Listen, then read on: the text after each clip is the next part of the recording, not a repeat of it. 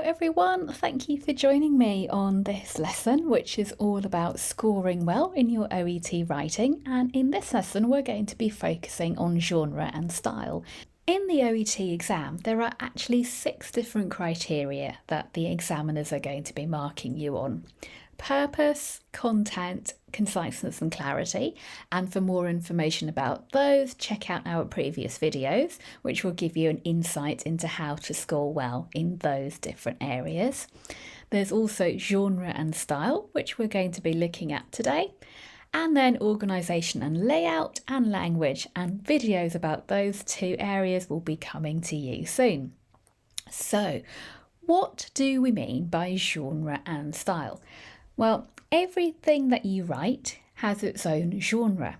If you're writing a little text message to your friend to say, hey, let's meet up for coffee, that's a very informal style.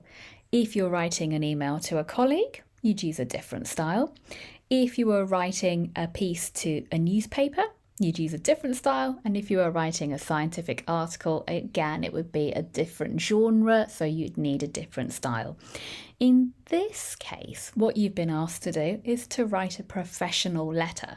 So we need to make your writing sound professional. And the way to do that is by choosing the correct language, the register, the tone, and using correct grammar, formal kinds of grammar, to make your writing sound not academic, but professional. And we'll look at all these things in a moment. For those of you who don't know me, my name is Sona. I'm a premium preparation provider with Bose Learning, and thank you for joining us. If you like these videos, please don't forget to click that like button, share and subscribe to us as well. Okay, so let's take a little look then at making your writing formal. You've got to obviously be polite, respectful and non-judgmental, and that all comes across with your choice of language. You've also got to make sure that you start and end correctly and choose the correct kinds of vocabulary, the correct kinds of grammar to help you do that. Let's look at some differences. So if you were writing informally, if you were maybe not writing but talking to your colleague, you could say, Mr. Blake came to see me this morning. That's the very normal way of saying what happened, grammatically perfect. However, it's not very formal. What we would need to make it formal, to elevate it into that professional writing style that you need, is something like this. Mr. Blake presented this morning. So just by using language such as presented, you're automatically making your writing sound professional. You're lifting it from informal to formal.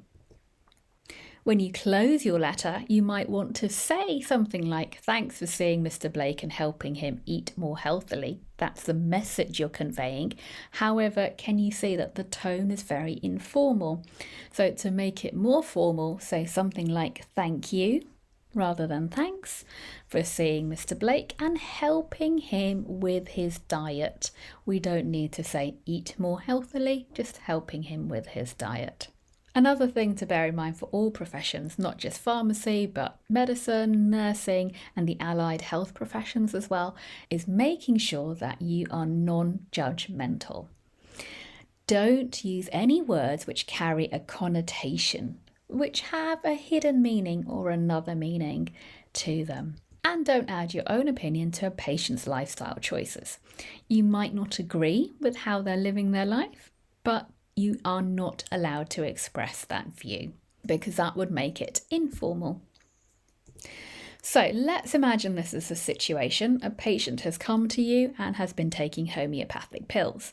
Now, you might not agree with this. You might think that homeopathic pills have no use. The message that you're thinking is he is convinced that taking homeopathic pills will help him, even though I explained that I thought they'd probably be of no use. So you're feeling quite frustrated with this patient because you don't agree with his lifestyle choices. You've used words like convinced, no use. So even though So all of these words carry a weight and they carry a meaning which is negative, which is judgmental. We don't want to do that in the OET.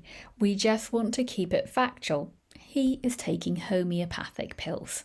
That's all the reader needs to know. They don't need to know your opinion on that. Also, be careful of words which carry a hidden meaning, like a heavy smoker. That sounds as though you're casting judgment on him, or being overweight, or a binge drinker. Again, just keep your language factual. He smokes 25 cigarettes a day, his BMI is 26, and although he refrains from drinking alcohol during weekdays, Mr. Peterson explained that he can drink over 12 units if he meets friends.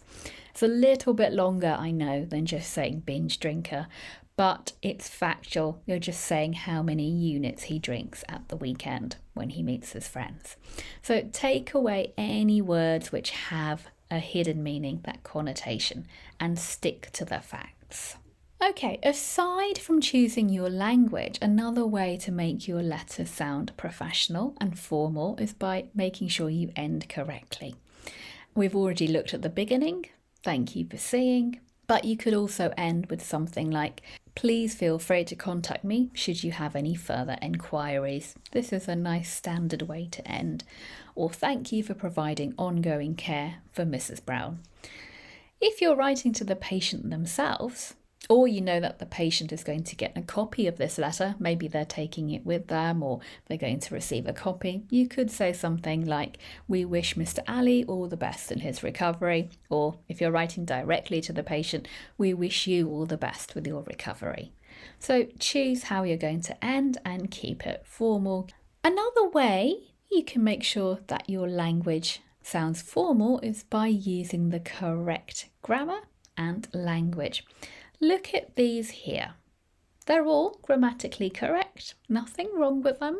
It's not that they have a grammatical error, but what is wrong with them? Why are they informal? Well, the first two have contractions. Contractions is when you have an apostrophe and the letter because we've missed out a word. That's perfect in spoken English, but not when you're writing formally. I am writing to you to refer Mr. blah, blah, blah. She's looking forward to returning home. She might be, I'm sure she is. She is keen to return home. And here, this one is the word kids. Kids is very informal. He has 3 kids. He has 3 children.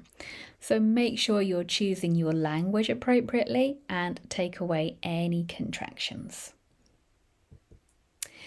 The last thing to bear in mind is abbreviations. Now, you have to think, this is a bit of a judgment call on your behalf, and you have to think, will your reader understand the abbreviations if you use them?